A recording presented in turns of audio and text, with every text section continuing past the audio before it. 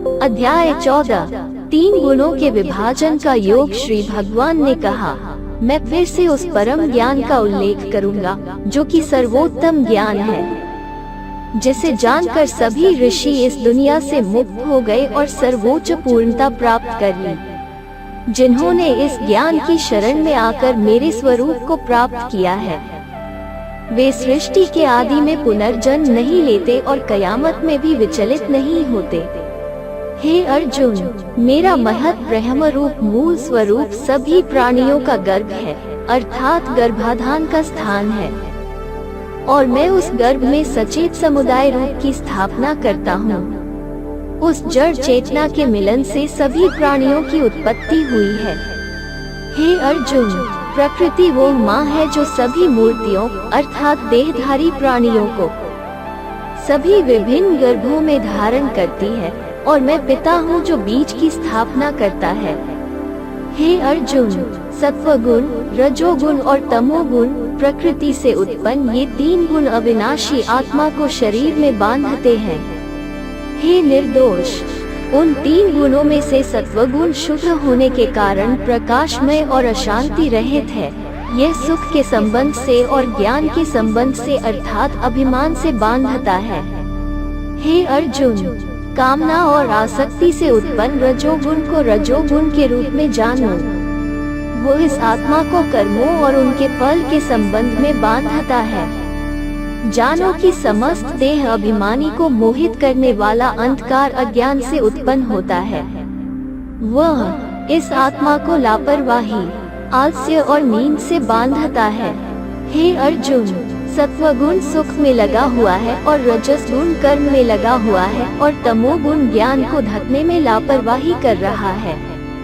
हे अर्जुन, रजोगुण और तमोगुण सत्वगुण को दबाने से सत्वगुण और तमोगुण रजोगुण को दबाने से उसी प्रकार सत्वगुण और तमोगुण को दबाने से तमोगुण होता है अर्थात बढ़ता है।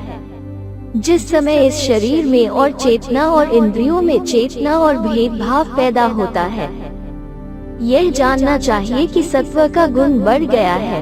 हे अर्जुन, जब रजोगुण बढ़ता है, लोभ, वृत्ति, स्वार्थ, कर्मों की स्वैच्छिक दीक्षा, बेचैनी और इंद्रिय तृप्ति की इच्छा, ये सब उत्पन्न होते हैं। हे अर्जुन, जब अंधकार बढ़ता है, चेतना और इंद्रियों में अंधेरा, कर्तव्यों और कार्यों में शामिल होने की कमी और लापरवाही अर्थात व्यर्थ प्रयास और नींद आदि, चेतना की मोहक प्रवृत्ति, ये सब उत्पन्न होती है। जब यह व्यक्ति सत्वगुण की वृद्धि में मृत्यु को प्राप्त करता है, तब वो अच्छे कर्म करने वालों के शुद्ध दिव्य स्वर्गीय लोक को प्राप्त करता है। जब रजोगुण बढ़ता है तो वो मृत्यु को प्राप्त होता है और कर्म से जुड़े मनुष्यों में उत्पन्न होता है, और जब तमोगुण बढ़ता है तो एक मृत व्यक्ति कीड़ों, जानवरों आदि जैसे मूर्ख ब्रह्मांडों में उत्पन्न होता है। सात्विक का शुद्ध फल अर्थात सुख, ज्ञान और त्याग उत्तम कर्म कहा गया है। राजसिक कर्म का फल दुख कहलाता है और तामसिक कर्म का फल अज्ञान कहलाता है। सत्वगुण से ज्ञान उत्पन्न होता है और रजस गुण से लोभ उत्पन्न होता है और तमो से अविद्या और मोह उत्पन्न होता है और अज्ञान भी होता है। सत्वगुण में पुरुष स्वर्ग जैसे उच्चतर लोकों में जाते हैं। रजस पुरुष रजस अवस्था में रहते हैं अर्थात मानव संसार में, और तमस पुरुष तमो मोड में निचले लोकों में जाते हैं जैसे कीड़े, जानवर और नरक प्राप्त कर रहे हैं। जब दृष्टा तीन गुणों को छोड़कर किसी और को कर्ता के रूप में नहीं देखता है और मुझे सर्वोच्च आत्मा सत्व दान घना स्वरूप को जानता है, तीन गुणों से बहुत परे, वो मेरे रूप को प्राप्त करता है। यह शरीर की उत्पत्ति के कारण इन तीनों गुणों का उल्लंघन करके जन्म, मृत्यु, वृद्धावस्था और सभी प्रकार के कष्टों से मुक्त हो जाता है और परम आनंद को प्राप्त करता है। अर्जुन ने कहा, इन तीनों गुणों को पार करने वाले व्यक्ति में कौन से गुण होते हैं और उसके पास किस प्रकार का आचरण होता है?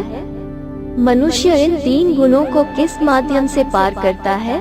भगवान श्री प्रभुपाद ने कहा, हे अर्जुन, एक व्यक्ति जो न तो घृणा करता है और न ही प्रकाश को अच्छाई के कार्य के रूप में चाहता है, न ही वृत्ति को रजोगुण के कार्य के रूप में और न ही भ्रम को अंधेरे के मोड के कार्य के रूप में जब प्रेरित किया जाता है, वो जो साक्षी के रूप में स्थित है, वो गुणों से विचलित नहीं हो सकता है और गुण गुणों में कार्य करते हैं, यह समझते हुए कि जो सच्चे आनंद घने भगवान में एकजुट रहता है और उस स्थिति से कभी विचलित नहीं होता है, जो सदा आत्म चेतना में रहता है, जो दुख और सुख को समान समझता है, जो मिट्टी, पत्थर और सोने में समान है, जो बुद्धिमान है, जो प्रिय और अप्राप्य को एक मानता है और जो उसकी निंदा और प्रशंसा में समान है।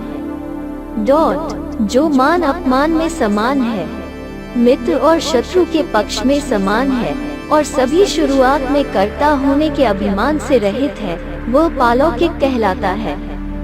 और जो पुरुष अटल भक्ति योग द्वारा निरंतर मेरी पूजा करता है, वह भी इन तीनों गुणों को अच्छी तरह से पार कर जाता है और सच्चिदानंद घने ब्रह्म को प्राप्त करने के योग्य हो जाता है, क्योंकि मैं उस अविनाशी परम ब्रह्म का और अमृतत्व का और सनातन धर्म का और अखंड नीरस आनंद का आश्रय हूँ।